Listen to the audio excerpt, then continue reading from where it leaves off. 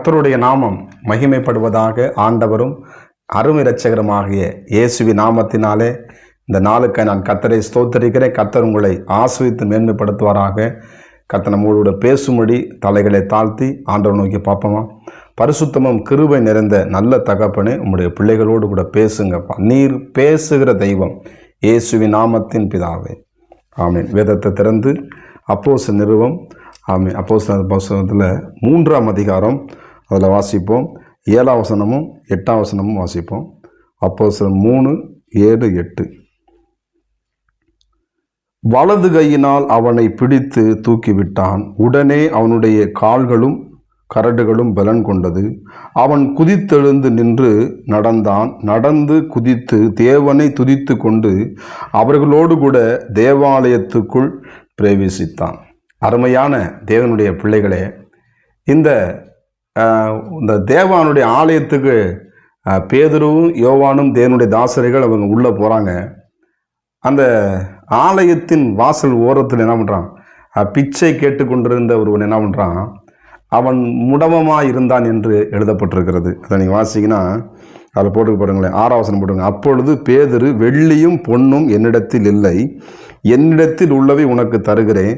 நசுரனாகிய இயேசு கிறிஸ்துவின் நாமத்தினாலே நீ எழுந்து நட என்று சொல்லி, இந்த காலை வேளையிலே கூட நான் எனக்கு கொடுத்த அந்த ஆசீர்வாதத்தை, நான் அனுபவித்த அந்த இயேசு என்ற நாமத்தினாலே உங்களையும் பார்த்து சொல்லுகிறேன். நீங்கள் எழுந்து நீங்கள் நடப்பீர்கள். கர்த்தருக்கு மகிமை உண்டாவதாக. இப்போ எழுந்து நடக்க முடியாமல் யார்கிட்ட கேட்டால் தெரியுமா, எழுந்து நடக்க முடியாமல் இருக்காங்க பார்த்தீங்களா, அவங்ககிட்ட கேட்டால் என்ன பண்ணுவாங்க, எப்படி ஒருத்தவங்களுக்கு இந்த அனுபவம் இருந்துச்சுன்னா, அந்த பாதம் அவங்க எழுந்து நடக்கும்போது கை கண்டாங்க, காலெலாம் கூசும். அப்படியே சில பேர் அந்த ஆஸ்பத்திரியில் அவங்க பார்த்தீங்கன்னா நடக்க முடியாமல் கீழே அந்த பெட்டில் படாமல், கீழே காலில் அப்படியே படாமல் வந்து அதை கீழே காலுமே கூசும். அப்படி நடக்கிறது அப்படியே பயந்து நடப்பாங்க. ஒருவேளை அப்படிப்பட்ட நிலைமையில் அந்த பிச்சையை கேட்டுக்கொண்டிருந்த இந்த மனிதனை கூட கர்த்தர் என்ன பண்ணுறாரு, அந்த பேதுரும் யோவானும் இயேசு என்ற நாமத்தை சொல்லும் பொழுது அவங்க என்ன பண்ணுறாங்க, உடனே அந்த பிச்சைக்காரன் என்ன பண்ணுறான், குதித்தெழுந்து என்ன பண்ணுறாரு, பலன் கொண்டு கர்த்தருடைய வல்லமை பாருங்கள். இயேசு என்ற நாமத்தில் அந்த வல்லமை எவ்வளவு பயங்கரமாய் புறப்பட்டு என்ன பண்ணுங்க, அந்த ஊனமாக இருந்த அந்த காலில் கூட, முடவமாக இருந்த காலில் கூட கர்த்தருடைய வல்லமை இறங்கின உடனே அவன் குதித்து எழுந்தான் எழுதப்பட்டிருக்கிறது. ஏன்னா முக்கியமான காரியம், நம்ம ஆலயத்துக்கு என்ன பண்ணணும், இயேசுவின் ராஜாதி ராஜாவை ஆராதிக்கிறதுக்கு என்ன பண்ணணும், நாம் ஆலயத்துக்கு சென்று நம் ஆராதிக்கும் பொழுது அது எப்பேற்பட்ட வியாதி, எப்பேற்பட்ட துக்கமாக, எப்பேற்பட்ட கவலையாக இருந்தாலும் அருமையாக தேவ பிள்ளைகள் ஆலயத்துக்கு போக என்ன பண்ணாதீங்க, நீ ஒருபோதும் மறக்காதீங்க. ஏன்னா 1000 நாளை பார்க்கிலும் ஆண்டவருடைய சமூகத்தில் போய், தேவனுடைய ஆலயத்தில் போய் நீங்கள் ஆண்டவரை மகிமைப்படுத்தும் பொழுது அது எப்பேற்பட்ட வியாதியாக இருந்தாலும், எப்படிப்படி நடக்க முடியாத கிரியராக இருந்தாலும் ஆண்டவர் அற்புதமாய் சுகந்தருவார். நான் எங்களோட வடுகுமுட்டி கிராமத்தில் பார்த்தீங்கன்னா, திருநெல்வேலி மாவட்டத்தில் அந்த இடத்துல பார்த்தீங்கன்னா ரொம்ப முடியாத ஒரு பெண்ணு, வாலிபஸ், ஒரு சின்ன பையன் இருக்கான் பாருங்க. அந்த பிள்ளைக்கு பார்த்தீங்கன்னா வாயெல்லாம் பயங்கரமாக அப்படியே உதறலாம் புண்ணாகி போய் நடக்க முடியாது. படுத்தபடி டாக்டர் சொல்கிறாங்க பிழைக்க மாட்டாங்க அப்படின்னு சொல்லி தூக்கி போட்டாங்க. கணவரால் கைவிடப்பட்டு எல்லாரும் ஒதுக்கப்பட்ட நிலைமையில் அந்த பிள்ளை பெட்டில் படுத்துருந்தாங்க. அப்படி போய் சொன்னேன், இயேசுவின் நாமத்தினால நீ உயிரடைவப்பா, நீ மறுபடியும் எழுந்து நடப்பன்னு சொல்லி அந்த பிள்ளைக்கு சொல்லிட்டு வந்தேன். அந்த பிள்ளை என்னால் திரும்பி கூட பார்க்க முடியல, அந்த அளவுக்கு பலவீனப்பட்டிருந்தாங்க. நான் சொன்னேன், நீ ஆலயத்துக்கு என்ன பண்ணு, வந்து தேவனை தரிசிச்சுட்டு தேவனை ஆராதிச்சுட்டு போப்பா, ஆண்டவனுக்கு சுகந்தருப்பான்னு சொன்னேன். அந்த பிள்ளை அந்த வார்த்தையை கீழ்ப்படிஞ்சு அவங்க என்ன பண்ணாங்க, சர்ச்சுக்கு வந்து தொடர்ந்து வந்தாங்க. ஆண்டவர் பாருங்கள், அவங்க படிப்படியாக வர வர சுகமாய் நெழுந்து நடந்து அவங்களே தன்னுடைய வேலையை என்ன பண்ணுறாங்க, செய்கிறாங்க.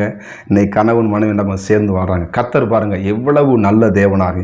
எப்பொழுது அவங்க ஆலயத்துக்கு வரும்பொழுது ஆமே சோதரன், நீங்கள் ஒரு ஆலயம், நம்ம தேவனுடைய ஆலயம் நமக்குள்ளே இருக்கிறது, நம்ம தான் ஒரு ஆலயம். ஆனால் நம்ம அவரை கூடி வந்து அவரை மகிமைப்படுத்தி அந்த வாரந்தோறும் இந்த ஞாயிற்றுக்கிழமை தோறும் நீங்கள் ஆலயத்துக்கு போகும்பொழுது அது விசேஷித்த ஆசீர்வாதத்தை என்ன பண்ணுவீங்க, நீங்கள் பெற்றுக்கொள்வீங்க. அவன் பாருங்கள், வேறு எங்கேயும் போல அந்த பிச்சைக்காரன் பாருங்கள், ஆண்டோட ஆலயத்தில் என்ன பண்ணுறான், அதான் மட்டுக்கு அந்த ஆலயத்தின் வாசலில் உட்கார்ந்துக்கும் பொழுது அவனை பாருங்கள் அற்புதம் நடக்குது. பாருங்கள், இந்த காலை வேளையில் உங்கள் குடும்பத்தில், உங்கள் பிள்ளைகளோட வாழ்க்கையில், உங்கள் ஊழியத்தில், உங்கள் பிஸ்னஸில் ஆமே சோத்துறான் கர்த்தர் பலத்த கிரிகளை, இது எப்படி பிஸ்னஸ் முன்னேறுமா, இந்த வாழ்க்கை முன்னேறுமா, நான் மறுபடியும் ஜெயிக்க முடியுமான்னு சொல்லி கவலையோடு இருக்கிறீங்களா, ஆண்டவர் இந்த காலை சொல்றார், இயேசுவின் நாமத்தினாலே நீங்கள் ஆஸ்வதிக்கப்பட்டவர்கள், நீங்கள் ஆசுவாதத்தை பெற்றுக்கொள்வீங்க.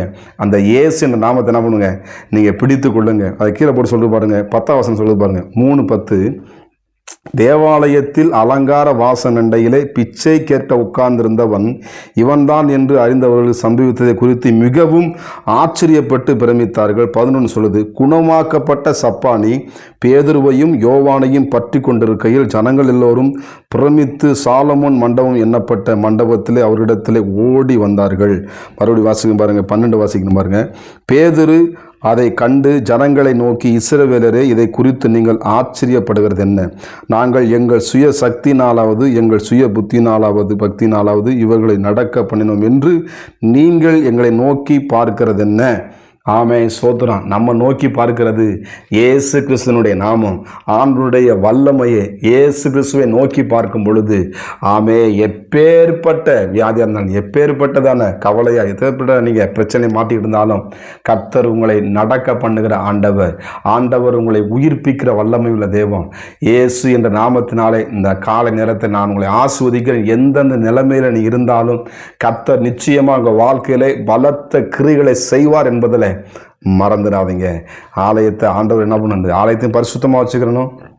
அந்த புள்ள அந்த கீழ்ப்படிஞ்சு அந்த ஆலயத்துக்கு வரும்பொழுது அவர் ஆஸ்வதிக்கப்பட்டது போல நீங்களும் தேவனுடைய ஆசீர்வாதத்தை பெற்றுக்கொள்ளுங்க. கர்த்தர் உங்களையும் ஆசீர்வதித்து உங்கள் குடும்பங்களையும் பிள்ளைகளையும் சிறந்திருக்கும்படி செய்வாராக என்று நான் உங்களை இயேசுவின் நாமத்தில் அந்த நாளை உங்களை ஆசீர்வதிக்கிறேன். நம் கண்களை மூடி ஜெபம் பண்ணுவோமா? பரிசுத்தமும் கிருபை நிறைந்த நல்ல ஆண்டவரே, இந்த காலை வேளையிலும் கூட ஆண்டவரே எழுந்து நட என்ற வார்த்தையின்படி ஆண்டவர் பிள்ளைகள் இந்த நாளில் எழுந்து நடந்து உமக்காக ஓடி ஆண்டவரை ஜெயத்தை எடுக்க பிள்ளைகளுக்கு உதவி செய்யுங்க. உங்களுடைய பிள்ளைகளை நீங்கள் ஆசீர்வதிக்க முடியாது நான் ஜெபிக்கிறேன் இயேசுவின் நாமத்தின் பிதாவே, ஆமென். God bless you. கர்த்தர் உங்களை ஆசீர்வதிப்பாராக. ஆமென்.